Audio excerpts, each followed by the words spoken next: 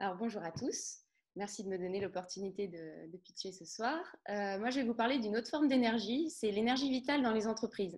Je ne sais pas si vous avez remarqué, mais pour ma part je trouve qu'il y a comme quelque chose qui cloche dans nos organisations actuellement. On observe beaucoup de symptômes et notamment certains qui sont très coûteux pour l'entreprise.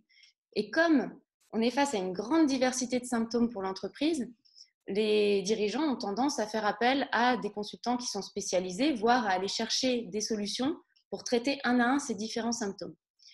Or, quand on sépare les symptômes les uns des autres, eh ben, il y a un risque de perte de l'information. En tout cas, nous, c'est ce qu'on pense chez Intrinsèque, puisqu'on voit l'entreprise comme un organisme vivant. Et pour nous, les symptômes ont une signification. Ils peuvent soit révéler une maladie, soit porter un message, soit, dans ce cas-là, un message lié au fait que les besoins fondamentaux ne sont pas respectés, ou alors même porter des messages d'opportunité à saisir. Donc, comme tout système vivant, nous, on pense intrinsèquement, c'est le cas de le dire, que l'entreprise d'elle-même, elle va chercher naturellement l'évolution, elle va chercher à apprendre, elle va s'adapter très naturellement à tous les changements, même les plus subites, et qu'elle va prendre instinctivement les meilleures décisions si, bien sûr, elle est dans les bonnes conditions pour le faire, c'est-à-dire qu'elle est en bonne santé et qu'elle a de bonnes habitudes. Et donc, c'est ça qu'on va chercher à proposer. On va proposer une sorte de thérapie d'entreprise grâce au design d'expérience. Et donc, l'objectif ici, ça va être de découvrir les besoins fondamentaux de l'entreprise, qui ne seront pas les mêmes d'une entreprise à une autre, d'où le fait que des modèles qui sont valables pour certaines entreprises ne le sont pas du tout pour d'autres. Et puis, on va travailler à une hygiène de vie et un environnement sur mesure pour chaque entreprise. Donc, ça passe par notamment des démarches de design, en passant par un diagnostic de l'expérience collaborateur, donc ce que vivent les collaborateurs. C'est un peu l'équivalent, si vous voulez, d'un massage énergétique pour un individu lambda. On va trouver les blocages, on va comprendre le fonctionnement du corps et puis on va pouvoir libérer les énergies dormantes dans l'entreprise. La scénarisation stratégique, elle, va viser à proposer justement cette fameuse hygiène de vie, donc un mode de travail qui sera vraiment en cohérence avec le fonctionnement inné de l'entreprise telle qu'elle est constituée et qui va pouvoir évoluer comme dans la vie de tous les jours, on se met à adopter une certaine hygiène de vie, à mieux se nourrir, à faire du sport, à pratiquer la méditation ou des choses comme ça. Et puis, le design d'espace de travail, là, il va s'attaquer à l'environnement de l'entreprise. L'idée, c'est de proposer un environnement qui soit favorable à l'épanouissement donc, de l'entreprise pour qu'elle puisse augmenter ses capacités.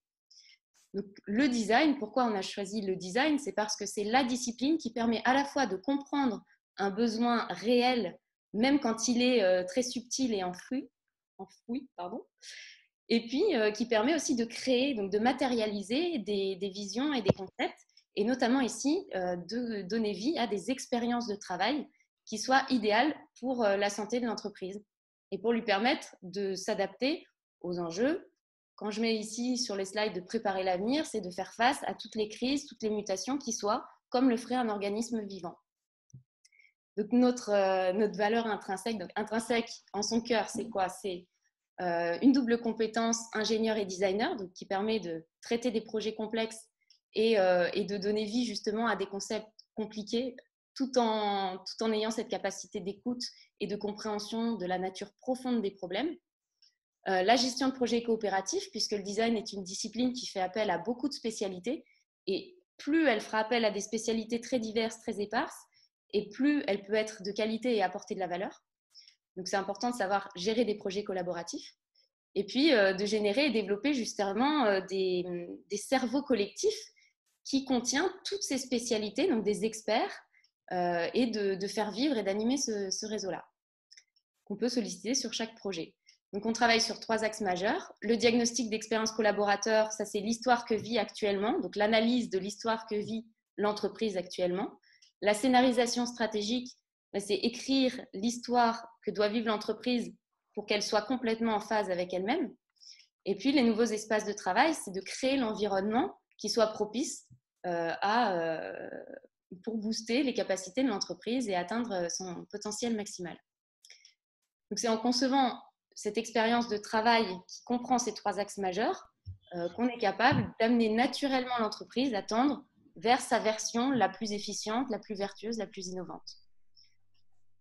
Nous, on cherche à travailler avec des dirigeants qui partagent cette approche biophilique en souhaitant apporter à la fois une amélioration de la qualité de vie, comme pour l'être humain. Quand il prend sa santé en main, on dit toujours la santé, c'est le plus important. Et au final, ceux qui se prennent vraiment au jeu de prendre soin de sa santé avant le reste comprennent que ça décuple leur bien-être, mais aussi leur performance, la mémoire, la créativité, l'énergie, évidemment, l'enthousiasme. Et donc, ça permettrait de réengager les collaborateurs, d'activer des leviers qui sont très intrinsèques à l'entreprise et aux collaborateurs et qui ne dépendent pas forcément des lois de marché ou des situations comme par exemple aujourd'hui les crises sanitaires, les mutations technologiques et ce genre de choses. Au contraire, l'entreprise va s'adapter et va savoir saisir tous les leviers pour préparer l'avenir.